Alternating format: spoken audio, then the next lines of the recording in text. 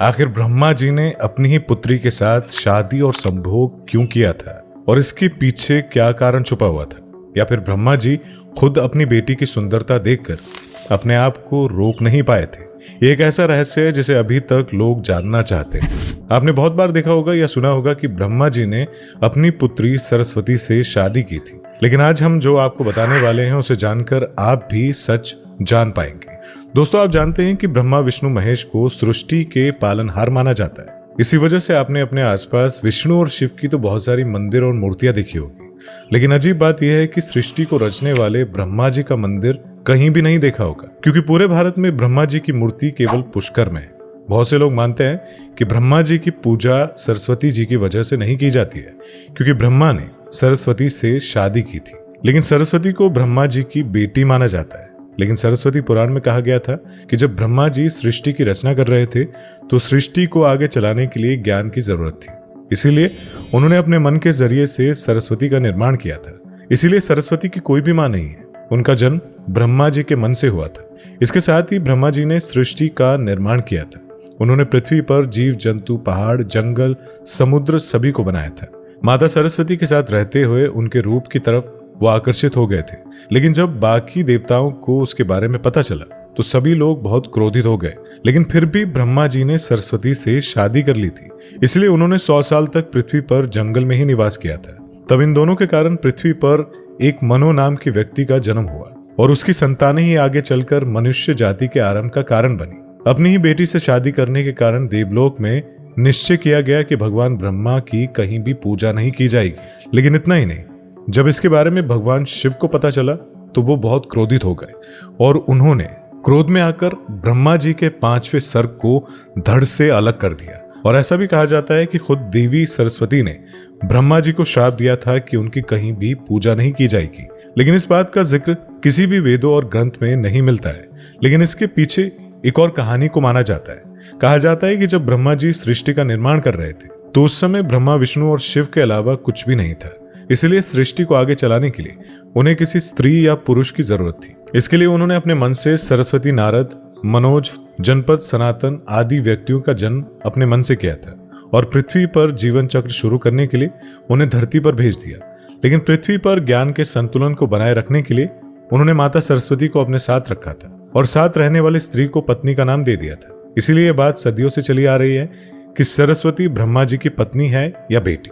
लेकिन अगर भगवान ब्रह्मा ने संसार में मौजूद हर एक चीज की रचना की है तो चाहे फिर वो बेटी हो या पत्नी, उसकी रचना भी उन्होंने ही की है।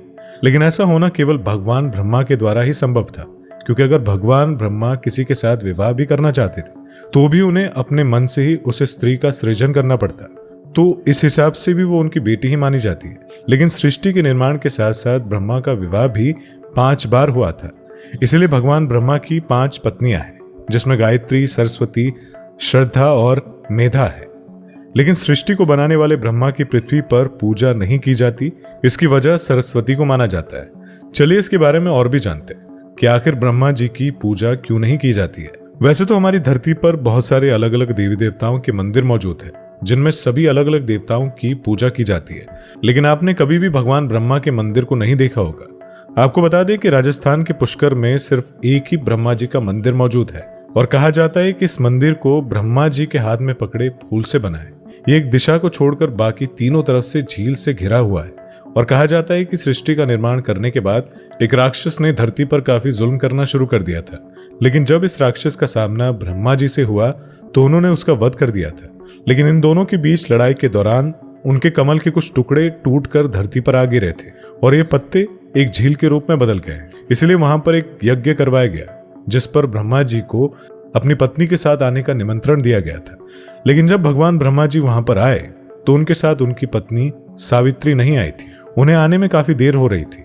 इसीलिए बहुत देर तक इंतजार करने के बाद पूजा का मुहूर्त खत्म होने से बचाने के लिए भगवान विष्णु ने कहा कि ब्रह्मा जी की शादी इसी पूजा के दौरान कर दी जाए। और इसी बात को मानते हुए नारद जी ने वहां की एक लड़की गायत्री को ब्रह्मा जी से शादी करने के लिए मना लिया।